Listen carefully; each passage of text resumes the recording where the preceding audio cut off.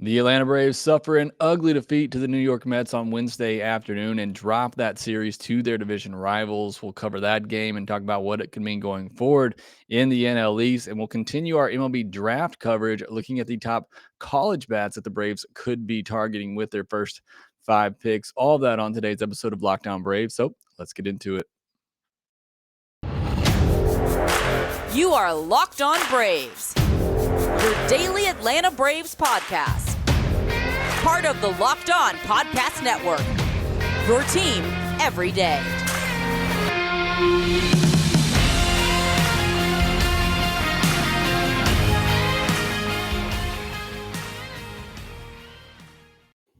Hey, and welcome back to Locked On Braves, part of Locked On Sports Atlanta, where we cover your favorite Atlanta sports teams each and every day. I'm your host, Jake Mastroianni. You can follow me on Twitter at Shortstop. Check out my bio there to see where I am covering the game of baseball, including the Atlanta Braves in written form over at tomahawktake.com. Also, make sure you follow the podcast on Twitter at LockedOn_Braves, where you can be part of the conversation, send any questions, comments, feedback that you may have for the podcast. Got some off days coming up next week for the All-Star break, so going to need a lot of great questions. Do a couple of mailbag episodes during that time. Make sure you subscribe to us on YouTube as well. Hit that thumbs up button. Hit that notification bell as well. And thanks for making Locked On Braves your first listen each and every day. We continue to post episodes daily, 5 days a week, Monday through Friday, and are free and available on all platforms. On today's episode, we're going to recap Wednesday's ugly loss to the New York Mets, kind of break down that series as a whole and what it looks like for those two teams going forward and how the Braves can get better and make sure that they come back and take this division. We're going to continue our MLB draft coverage. Today, we're going to look at the top college bats that the Braves could be targeting this weekend as the MLB draft starts, and then we'll set you up for Thursday's game as the Braves begin a 4-game series against the Washington Nationals to finish off the first half of the season. But let's get into Wednesday's game. The Braves lose 7-3 to the New York Mets, the least competitive game by far in this series. And, just an ugly game overall for the Atlanta Braves. A game I thought they had a really good chance to win. I know Chris Bassett's a good pitcher, but Charlie Morton's been on a roll lately and just did not have it in this one. Looked good at the beginning, then kind of struggled in the middle, kind of came back a little bit later on, but then lost it again. Wasn't able to get an out in the 6th inning. So just an ugly loss overall. Honestly, it was an ugly series. And just being real for a minute, if not for a couple of big swings in Tuesday's game, this could have been a really bad series for the Atlanta Braves. The Mets absolutely won this series. They outplayed the Braves in just about every facet of the game. And look, that's the bad, but it is one series. And again, it's a series where the Braves honestly were fortunate to win one game with the way that they played. Does that mean I think the Mets are the better team? No, I don't. I still think the Braves are the better team. I think this was a bad series for them. But overall, throughout the course of the season, I still think the Braves will be the better team. And look, despite the way they looked in that series, despite losing that series, they're still just 2.5 games back in the NL East. And again, you have to go back to the beginning of June and early June where they were 10.5 games back in the division, and they've made up that many games. Yes, this was an opportunity for the Braves to kind of reassert their dominance in the division and let the Mets know, they're in for a fight. I think they know that regardless. And I kind of said that at the beginning of this series that this division won't be decided in that series. Now, there's, again, a lot of momentum perhaps that you could take from this if the Braves went out and swept them, which is what they would have had to do to take the division lead anyway. Then I think, that could put, a little bit of motivation in themselves, kind of fire them up going forward. And I think it could set the Mets back a little bit. But there's just so much baseball left to be played still, and so many more matchups between these two teams that, look, we're fans. We're going to get over emotional about the micro in a season, and that's what we should do as fans. That's what makes being a fan so great. But we can't get overreact. We can't overreact to one series in early July before the All-Star break. So again, just this series in general, it was a bad series for the Braves. They did not play well. Mets did a great job of working the Braves starting pitchers, getting them out of the inning. A Braves starter did not record a out in the 6th inning in this entire series. That is just crazy, especially with the way the Braves pitching staff has been, for them to not record out in the 6th inning of this series. That's, again, a lot of credit to the Mets hitters and the way that they are just patient at the plate, foul tough pitches off, put the balls in play.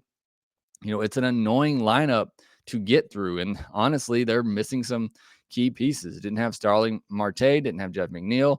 Obviously, DeGrom's not in the lineup yet. So, again, I think you have to give a lot of credit to the Mets. If there were some Braves fans out there who were still on the fence of whether or not this Mets team is good or not, I've been telling you all year, Grant McCauley on the postcast with me has been telling you as well.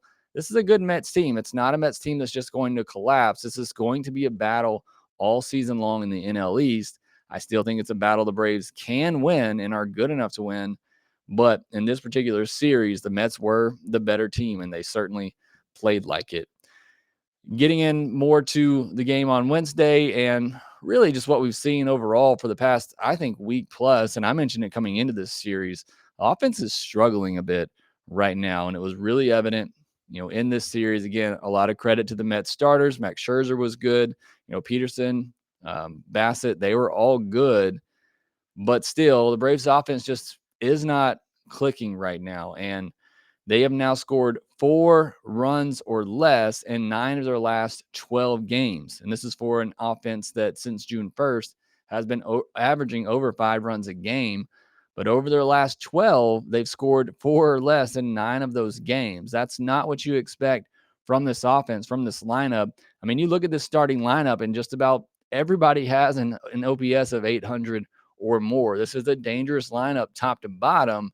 But again, for the last week, almost 2 weeks now, really just kind of been struggling outside of, they had a couple of big innings again in that St. Louis series in 2 of those games. And then they had a 12-run outburst against the Nationals. Outside of that, again, over the last 12 games, really just kind of been mediocre. And a big problem with that, something I mention a lot when this offense isn't clicking, is they fail to score without a home run. And every run they scored in this Mets series came via the home run. And that's always my big concern with this Braves offense. Look, they have guys up and down that are 20, 30 home run a year type hitters. But what happens when the home runs aren't coming? You saw a couple of balls in Monday's game just die at the track. Dansby had 2 balls in this game that I thought were gone off the bat. What happens when those balls aren't leaving the stadium? They're not getting that 2 or 3 run homer. Can they manufacture runs in other ways? And that, to me, was the biggest difference in this series, is they couldn't. If it wasn't a home run, they weren't able to score in this series. They couldn't come up with that big clutch hit with runners in scoring position. And, that's when this offense starts to struggle. It's when they're able to do both. They're able to get the big hit with runners in scoring position, and it's when they're able to hit the home runs. We know the home runs are going to come. Again, this lineup is so deadly top to bottom with everyone that can go deep. They're going to get their home runs, but are they going to be able to also manufacture runs and score in different ways? And that's something you hear me talk about throughout the entire season is, when they're able to score in different ways, that's when you really see this offense put up a 6, 7, 8 spot in a game, but they just weren't able to do that in this Mets series. Briefly, Charlie Morton, again, all 3 starters for the Braves in this series struggled with command, struggled with high pitch counts. Again, you think you have to give a lot of credit to the Mets hitters and the way that they attack. For Max and Strider, it doesn't necessarily mean a lot of runs. It just meant that they got pulled earlier than you would hope, only to get through 5 and then 4 2/3 innings. Morton gave up the big 3-run homer. That was the big blow there, and then gave up some more runs in that 6th inning. But, he was okay through 5 innings. Again, that big blow was the 3-run homer to Lindor. So, again, despite the Braves starters having to really kind of battle, through 5 innings, didn't necessarily think they were lit up, again, except for the 3-run homer to Charlie Morton.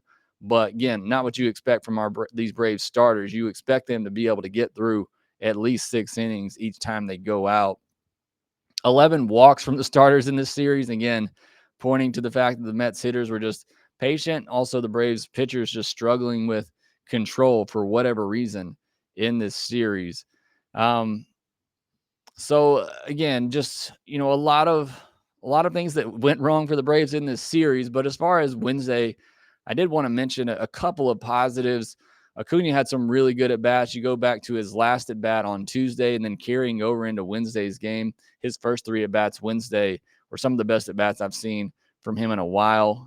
He ripped a ball to right center for a single, took a walk his second at bat, and then laced the ball to right field. His third at bat just went right to the right fielder. So hopefully there's some progression there for Acuna. Eddie Rosario with a 3-hit game, including a monster home run. Would love to see him get going. Kenley Jansen back. He had a clean inning. That's certainly great for the bullpen. Put some other pieces, in their roles where they fit better. And then Riley and Olsen, continuing their power surge as well. Again, there are some positives. There's some things to take out of this.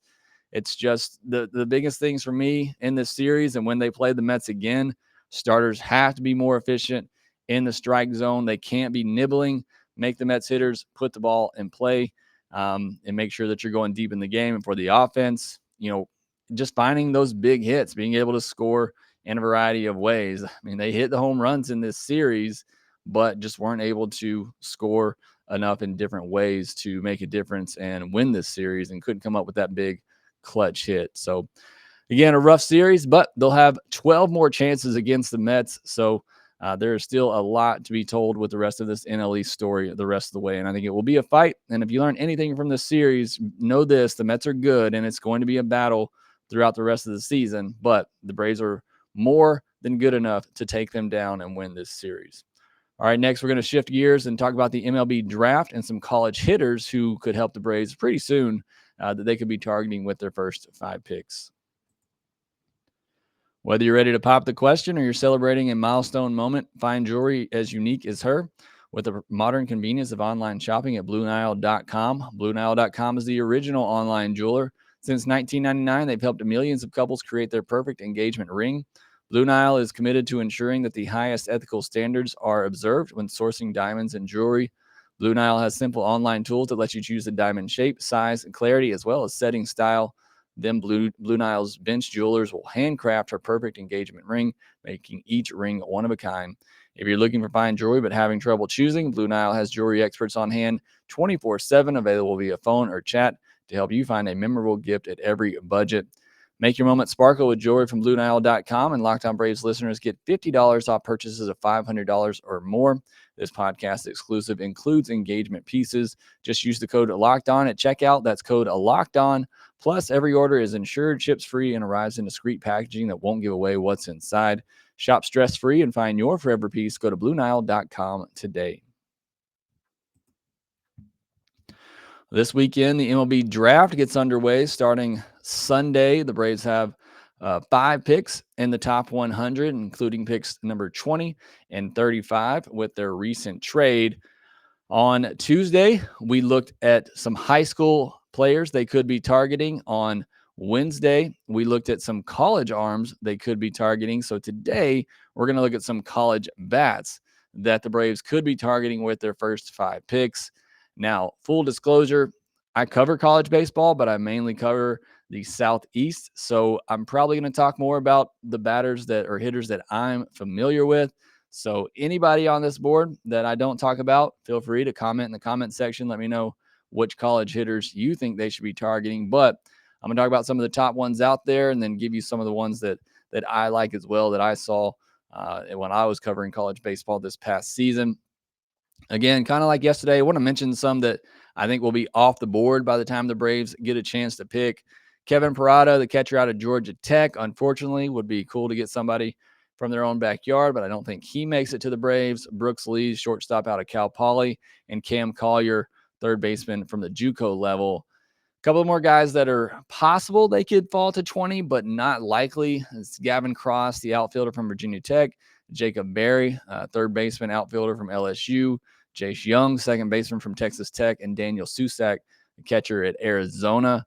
A chance that maybe one of them drops to 20, but again, not likely. If one of them does, I think they'd be any of them would be a great selection.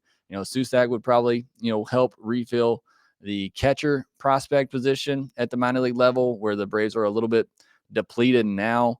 Gavin Cross would be a great corner outfield bat, which the Braves are going to need here in a couple of years. Really could need now, but certainly with Harris and Acuna solidified in the outfield, they could be looking for another outfielder in the future. Jacob Berry, one of the best college bats out there. Jace Young, great hitter. But as you're going to see when I talk about some of these players, I really hesitate to draft second baseman only so early in the draft. But we'll talk about that as we go on. But looking at some of the targets that could be available for the Braves and just really going down based off MLB Pipeline's rankings. Zach Neto, shortstop from Campbell, very good hit tool with average tools across the board and average defender at shortstop, has the arm for third base, right-handed hitter.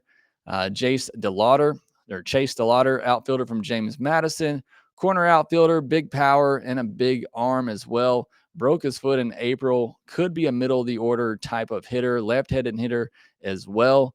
Again, when you're drafting players, you don't know. It could be 2, 3, 4 years before they reach the big league level. But as I've mentioned several times, the Braves could use some more left-handed bats. So I think Chase DeLauder would be a solid pick if he makes it to the Braves at 20. Dylan Beavers, outfielder from Cal, 5-tool potential with plus power. And anytime you have somebody, who has 5-tool potential, that's got to raise your eyebrows a little bit. Has some questions with the timing of his swing at the next level. Also a left-handed hitter. And Jordan Beck, outfielder from Tennessee, big power, big arm, plus defender in right field or one of the corner outfield spots, a right-handed hitter. Comes with a lot of flash, again, a lot of power. I like Jordan Beck. Got to watch him a lot in the SEC. Somebody else I like a lot is Peyton Graham, shortstop out of Oklahoma. Versatile defender, can kind of play all over. I hesitate to put the utility label on him. I think he could be an everyday player. Hit 20 homers, stole 30 bases this last season. That doesn't get done a lot at the college level for those who don't watch the college game. Right-handed hitter. I was really impressed with what I saw from Peyton Graham this year. Would not be upset at all if the Braves decide to select him. Sterling Thompson, outfielder from Florida, and getting a lot of hype leading up to the draft. Corner outfielder plus hit tool, power potential, left-handed hitter. Got on a real power surge to end the season.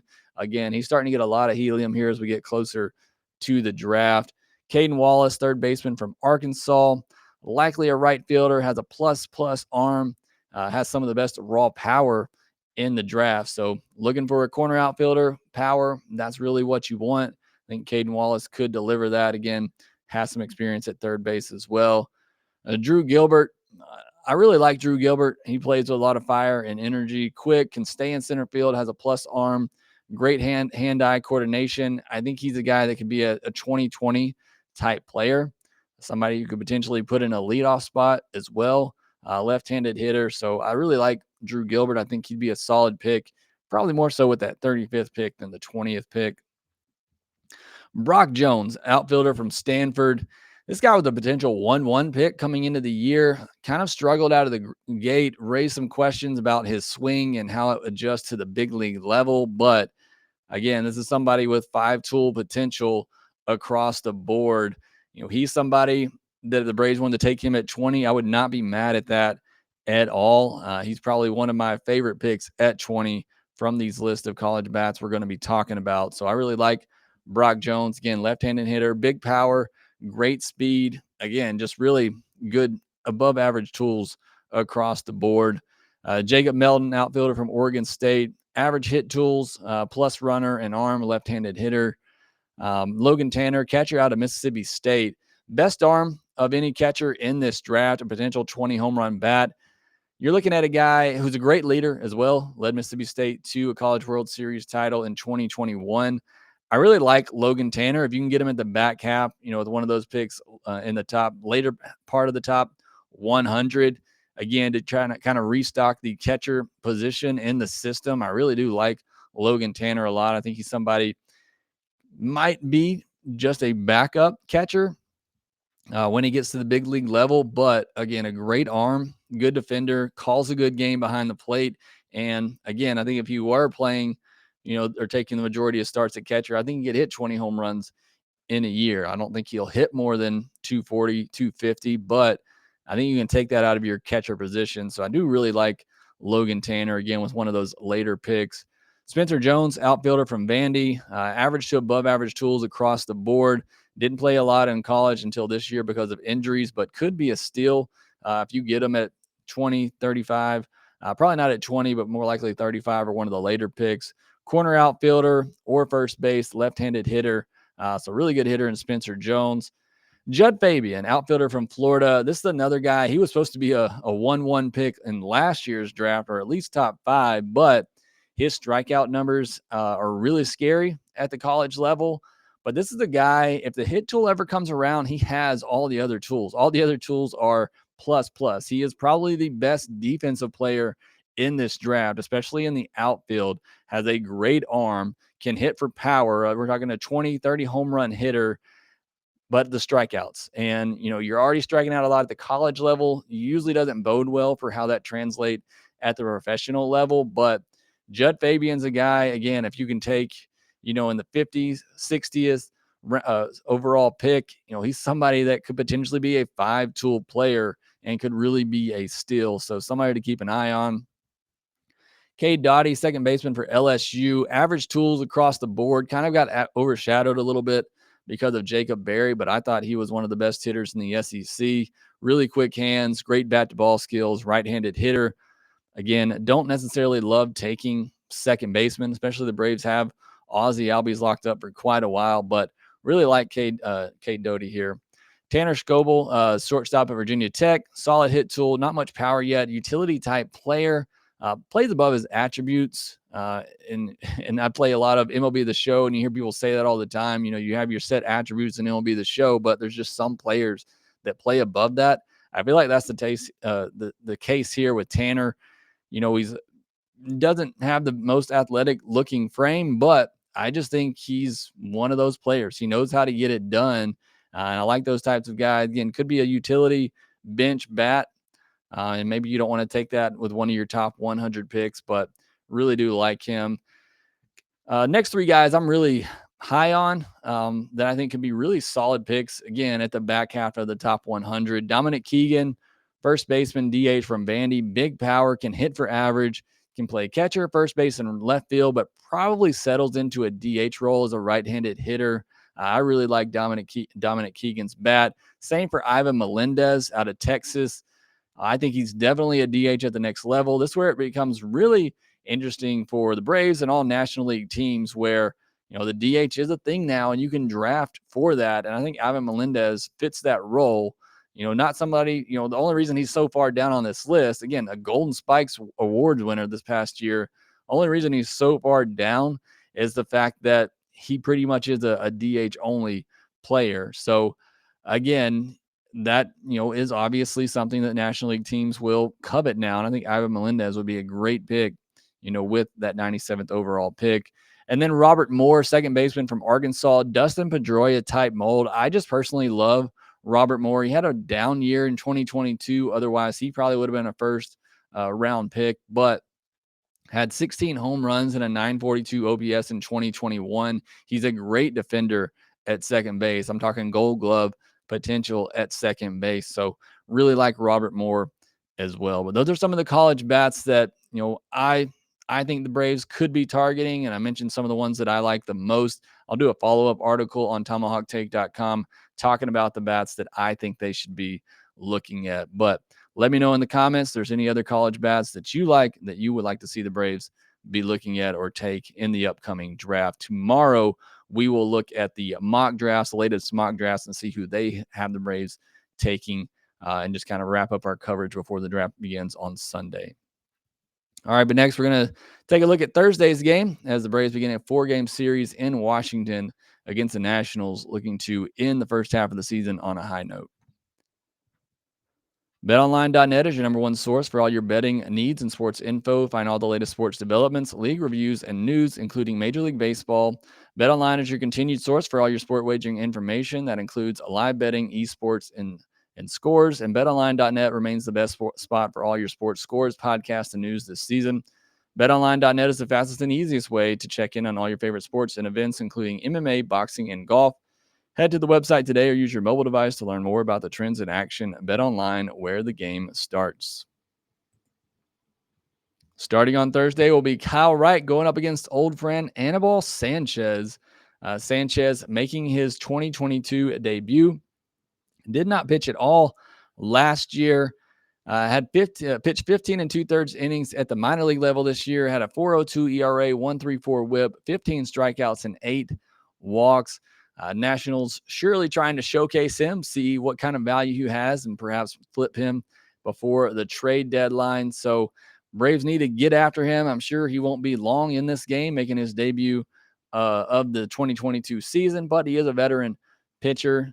One the Braves should be very familiar with, so hopefully they can get after him and the offense can get going. For Kyle Wright, the Braves just in general could use a good start. Again, none of their starters went more than 5 innings in that Mets series, so hopefully Wright can give them at least 6 solid innings. His last outing was against Washington, and he went 7 innings. Did give up 8 hits and 2 walks, but just 3 earned allowed and 5 strikeouts. So we'll like to see a really good start out of Kyle Wright on Thursday. And would love to see the offense get going. Again, I think they're on, in the midst of pretty much a 2-week stretch here now where the offense has just kind of been dwindling a little bit, not able to consistently put up more than 3 or 4 runs a game. I think this is a great opportunity to do this, not only in this game, but in this series against a struggling Nationals team who just lost a doubleheader to the Mariners on Wednesday. Something I also wanted to mention, this is an excuse. Every team is tired right now. But the Braves are on the end of a 22-game stretch to end the first half of the season without an off day.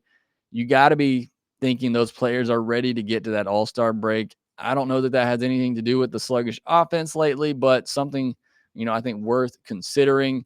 Much needed break coming up for all these guys, though, who, again, really had to battle just to get themselves back into a position where they are right now, where they have a shot in the NL East. They're in a playoff spot with a wild card spot. So a lot of work went into that. I think they're looking forward to this break coming up. But let's end the first half on a good note with a series win, possibly a sweep again over a struggling team in the Washington Nationals. Hopefully is an opportunity for them to end this first half on a high note. But that will do it for this episode. Thanks for making Lockedon Braves your first listen every day. We'll be back tomorrow, again, talking about Thursday's game against the Nationals and looking at the mock drafts out there as we begin our MLB draft preparation. Now go make Locked On MLB Prospects your next listen. Host Lindsey Crosby is a prospect encyclopedia, and he's going deep on the MLB stars of tomorrow and also setting you up for the MLB draft. The podcast like this one is free wherever you get your podcast. Again, thanks for listening. Be sure to follow us on Twitter at @LockedOn_Braves. You can follow me at Shortstop Ball. Also, make sure you rate, review, and subscribe to the podcast wherever you get your podcast, and we will talk to you next time.